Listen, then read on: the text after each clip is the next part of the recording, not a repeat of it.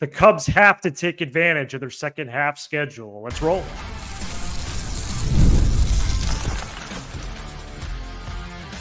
You are Locked On Cubs, your daily Chicago Cubs podcast, part of the Locked On Podcast Network, your team every day.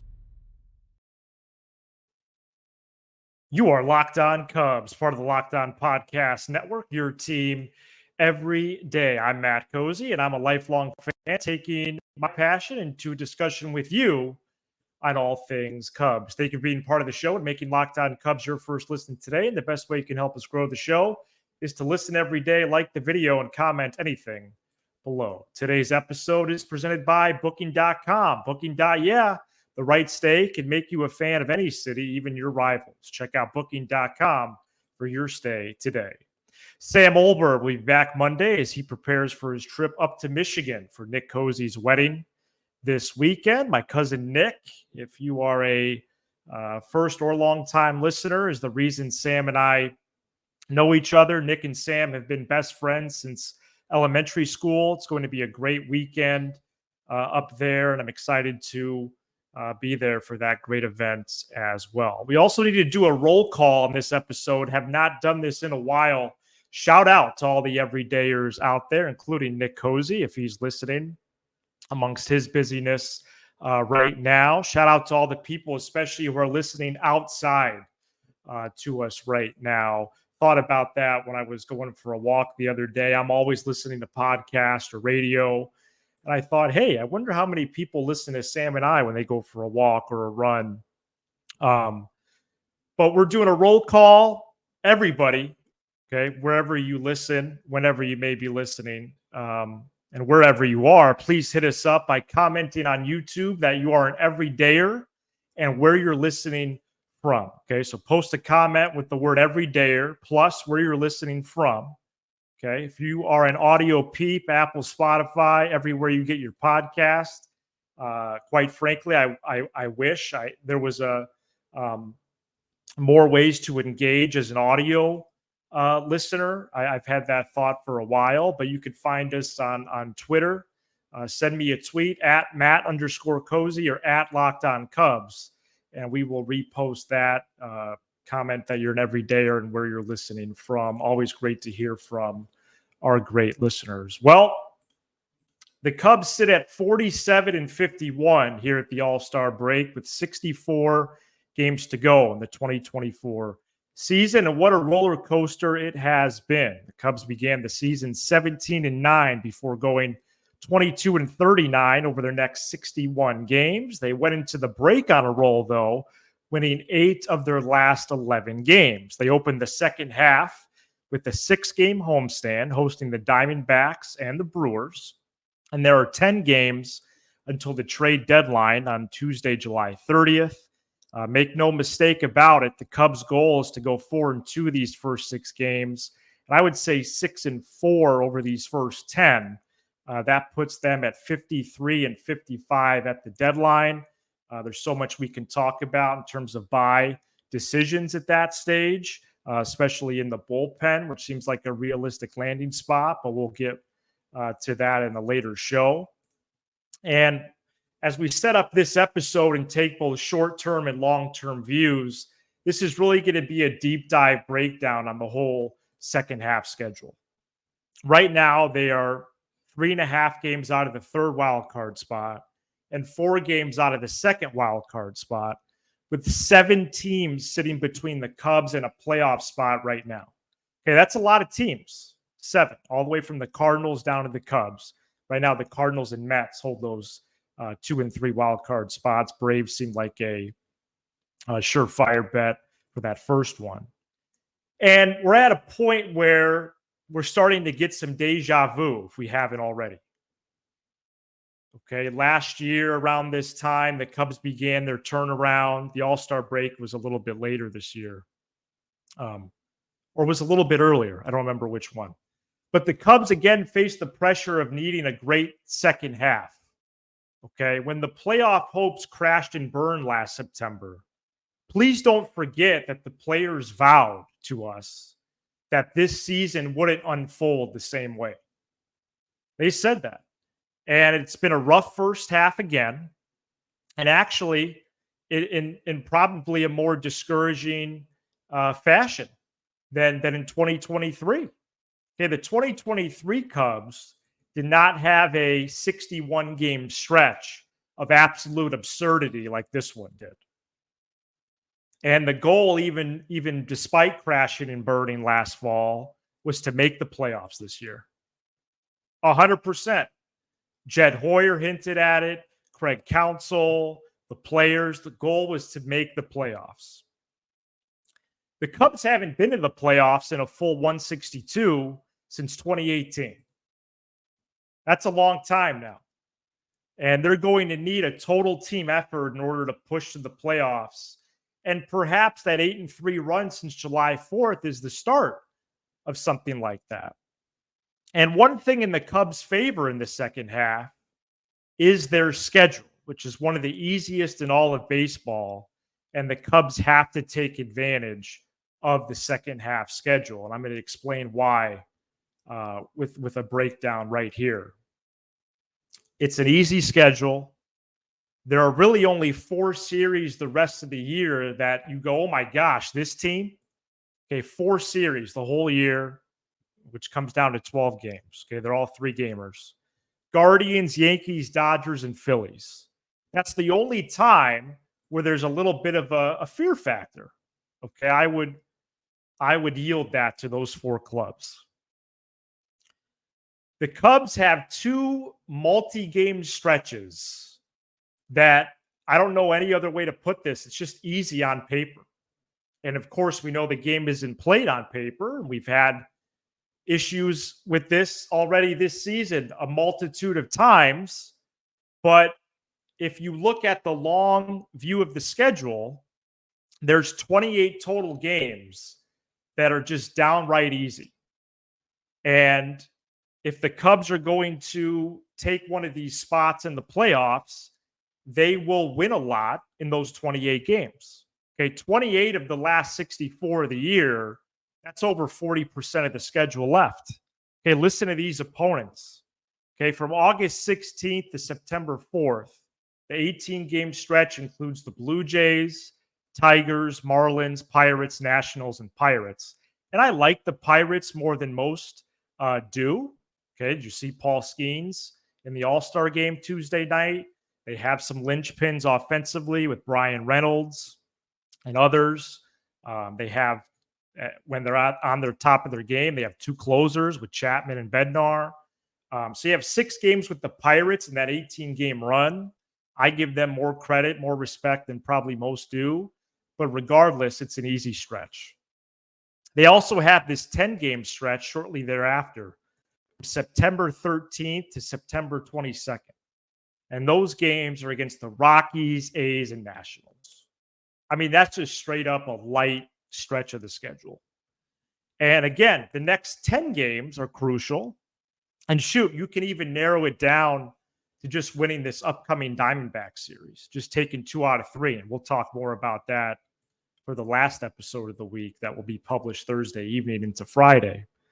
But right now, we're going on this deep dive of the second half schedule, and the Cubs have to take advantage of this. And again, the 8-3 run since July 4th, hopefully it's the start of that. Hopefully they can keep it going this weekend against the Snakes. And, you know, during these 11 games, they're second in all of baseball in batting average. They're 6th in on-base percentage, 4th in slugging. The starting pitching continues to be excellent. The bullpen has been solid, and the defense has really improved. And so the pieces are starting to come together. You always have the 22-39 looming and wonder what could have been.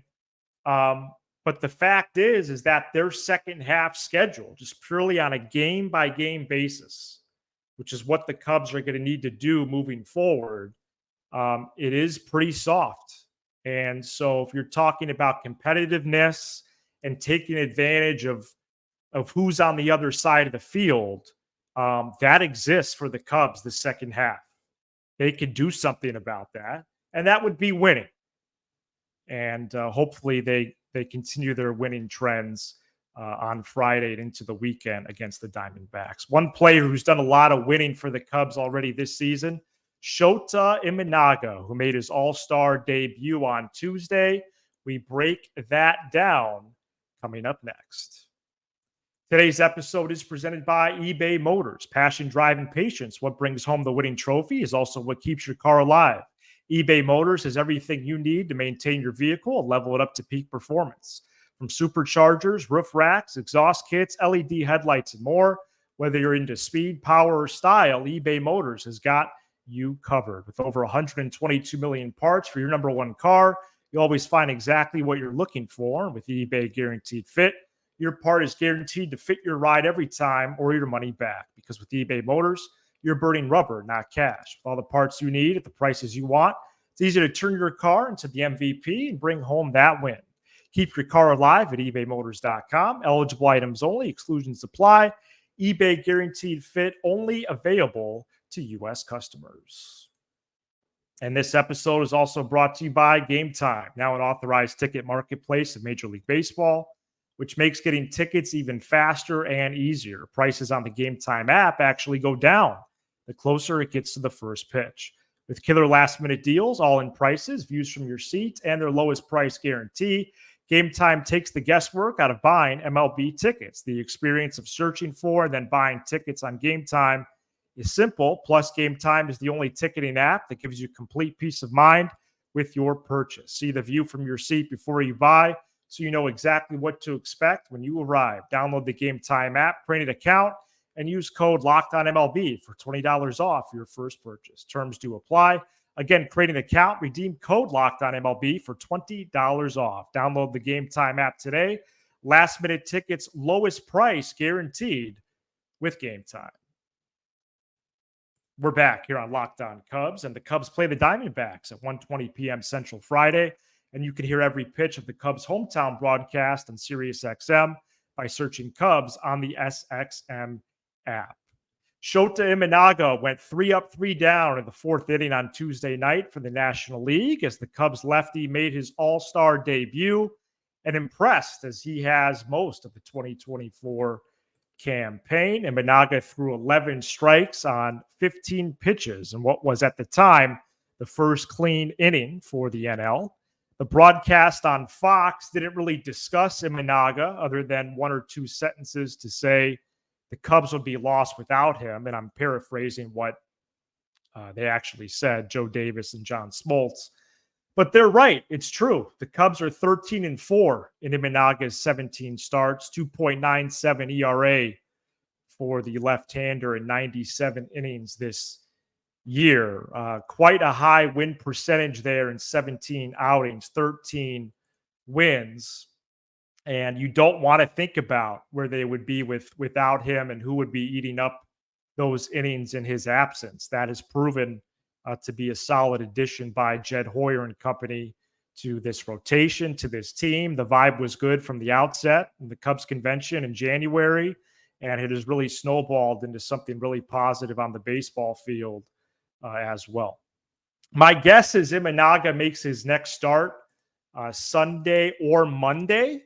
Manager Craig Counsell said Jamison Tyone is going to get the most rest since he pitched that final game of the first half.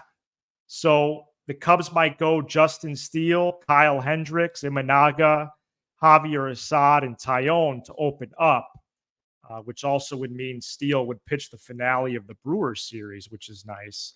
But that's my best guess right now. The probables of recording time here on a Wednesday night have not been announced. I'm hoping those get announced before I record again, which is going to be a quick turnaround here. I record again Thursday morning for our last episode of the week. But I hope we can get those probables out to you because they're important. And Zach Gallen pitched the final game of the Diamondback series, and I'm not sure what Torey Lovello is planning for his club. But if he does similar to his counterpart in Counsell, then Gallen won't pitch in this series, which would be a nice break for the Cubs. But then again, I have a quote that I'm going to share for next episode from Torey Lovello, basically saying, hey, we already have our eye on the Cubs series. This is a quote from him after Sunday's first half finale, in their game that basically said when we get to Chicago, we don't want to sleepwalk through those first 3 games, and we want to come out of the break strong. And so maybe that plan includes Zach Gallen pitching. We'll see. But Steele, Hendricks, Imanaga is my guess for this weekend. And we'll see. One player not mentioned there was Hayden Wisniewski, who would either get moved then to the bullpen or demoted to AAA. And that's something to keep an eye on. I do think that there's going to be at least one roster move on Friday, and we're going to discuss what those could be right after this. Today's episode is brought to you by Booking.com. Booking.yeah. With summer travel heating up, especially travel for baseball games, it's time to explore those U.S. cities you always secretly wanted to learn more about. Yes, we're talking about your rival cities with hotels, bed and breakfast, vacation rentals, resorts, and so much more. On Booking.com, you might just find your perfect stay even in your baseball rivals city. From hotels that look over stadiums to family-friendly resorts, Booking.com has so many choices across the U.S. for your summer travel this MLB season. The right stay can make you a fan of any U.S. city, even your rivals. Book today on Booking.com, on the site, or in the Booking.com app. Today's episode is also brought to you by Prize Picks, America's #1 fantasy sports app. It's the easiest and most exciting way to get in on the action while you watch your favorite sports and players. Pick more or less on 2 or more players' stats, and then watch the winnings roll in. Baseball season is well underway, so don't miss your chance to add your favorite players from the diamond in your Prize Picks entries. Whether it's strikeouts, RBIs, or first-inning runs, take your pick of more or less and add them to your Prize Picks entry. Prize Picks is really simple to play, with your entries taking less than 60 seconds to submit, turning $10 into $1,000 with just a few taps of your screen. Download the Prize Picks app today and use code LOCKEDONMLB for a first deposit match up to $100. That's a first deposit match up to $100 by using code LOCKEDONMLB. Pick more, pick less. It's that easy with Prize Picks, America's #1 fantasy sports app. Daniel Palencia was set down earlier this week, and raise your hand if you even realized Palencia was back on the active roster recently. But I want to preview a couple roster moves to begin the second half before we close out this episode. Palencia back to AAA means the Cubs will add a pitcher on Friday, and that pitcher is likely going to be the much welcome return of Julian Merryweather, who had a breakout season in 2023, and before getting hurt in his 4th appearance in April was pitching well already this season. Eventually, his absence calendar got longer and longer, so he eventually hit the 60-day IL. And because Merryweather is on the 60-day IL, the Cubs also need to clear a spot on the 40-man roster. So they cleared the spot on the active 26-man by sending Palencia down. Now to open up a 40-man spot because Merryweather is being activated from the longer IL, they need to clear a 40-man spot, but I think that is unfortunately going to be rather easy because the Cubs have 4 candidates to then place on the 60-day IL with someone new. And I could list those 4 names. Ben Brown and Jordan Wicks have already been on the IL for about 40 days already, and there's no indication that they will be back in the next 20 days. So I think it's going to be one of them. But Keegan Thompson we haven't heard about in a while. And then Luke Little got hurt badly last Friday, so he's on this list too. So that should be actually a fairly easy swap, although that's a kind of an odd way to describe it. I do think there's an outside chance Mike Tauchman is activated from the IL as well on Friday, with Alexander Canario going back down to AAA. Tauchman is currently getting time at the Cubs facility in Mesa, but they might want him to go to an affiliate before returning to the active roster, like AAA Iowa or AA Tennessee. If they want to keep him close, maybe even High A South Bend if they're home this weekend. So I think we see Tauchman more likely next week sometime, but the Cubs are going to be getting some reinforcements now with Merryweather, with Tauchman. Maybe Caleb Killian is not too far behind. And hopefully Brown and Wicks, recuperate at some point, because they would be just real pluses to this club as well. But that's some roster move teases for Friday. We might even get those Thursday, but I don't think before I press record for the last episode. The last episode of this week will be released Thursday evening. Again, we've been publishing episodes more on a Sunday to Thursday evening schedule since the beginning of this season. I had what I would call, admittedly, a very Matt Cozy idea for this last episode of the week. We can't replace Sam with one host. We have to replace him with four. And I had this idea, and I actually reached out to all four of these gentlemen. There's four Locked On hosts that I know, at least of. There might be more, but there's four Locked On hosts who are Cubs fans. And that is Sayer from Locked On Broncos, Jack from Locked On Blackhawks, Sonny from Locked On Illini, which just recently launched, and then Adam the Bull from the Ultimate Cleveland Sports Show. And the middle segment, I'm going to preview Cubs and Diamondbacks for that last episode. But this first segment, I was hoping to get all of these dudes in the same room. And I just thought that's a little bit too much, even for me. So Adam the Bull is graciously going to join me. He's really well known for his radio runs at 92.3 The Fan in Cleveland and WFAN in New York. Adam is a diehard Cubs fan despite growing up in Brooklyn. So we'll definitely ask him about that in addition to the Cubs so far and then previewing the Diamondback series.